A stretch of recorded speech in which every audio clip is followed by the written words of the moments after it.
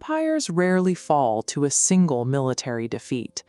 Before borders are redrawn, states dissolve under the weight of compounding interest and the mechanics of debt.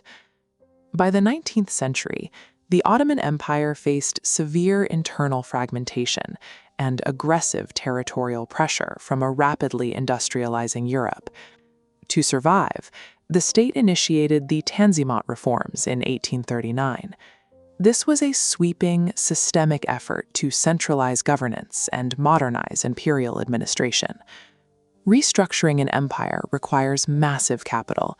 They needed to equip European-style militaries, standardize legal codes, and string vast telegraph networks. The state lacked the domestic capital to fund this structural overhaul. The necessity of modernization created the precise conditions for financial subjugation. Prior to 1850, the Ottoman Empire operated under a strict financial baseline. It held exactly zero foreign sovereign debt. For centuries, the imperial treasury relied on domestic taxation and localized short-term credit from the Galata bankers in Constantinople to fund its operations. The outbreak of the Crimean War in 1853 shattered this model. The cost of fielding armies against the Russian Empire far exceeded domestic revenue. Facing a severe liquidity crisis, the Ottoman state crossed a point of no return. In 1854, the empire contracted its first-ever foreign loan from European markets. Breaking this taboo shifted the empire's survival strategy to a reliance on international credit. By 1863, the accumulating debt required institutional management, leading to the establishment of the Imperial Ottoman Bank. The government granted this new institution sovereign powers.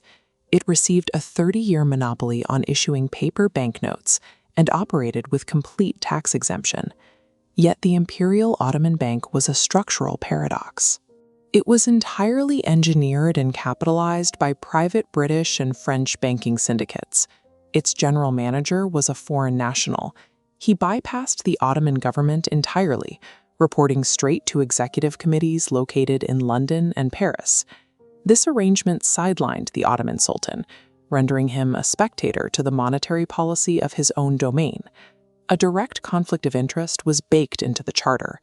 The European shareholders demanded high dividend yields, a profit motive that directly opposed the macroeconomic stability of the Ottoman state.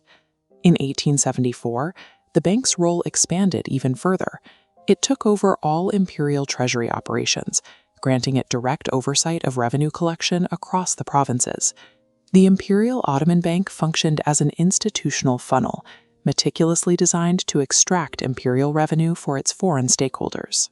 The dynamic followed the Hector Olan Purim of international trade. The Ottoman government's desperate need for immediate funds matched Europe's vast supply of surplus capital. This fueled an aggressive borrowing cycle. The empire took out new loans continuously, securing debt every single year between 1869 and 1874.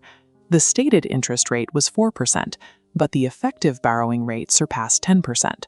Bonds were sold at a steep discount, so the treasury received only a fraction of the principal, which was further cannibalized by heavy European banking commissions.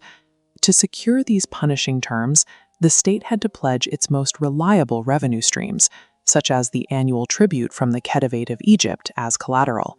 The physiological toll on the state budget was severe. By the 1870s, over half of all imperial budgetary expenditures went exclusively toward servicing foreign debt. This discrepancy between the cash received and the debt owed created a predatory trap. The math ensured future insolvency. Simultaneously, a domestic crisis accelerated.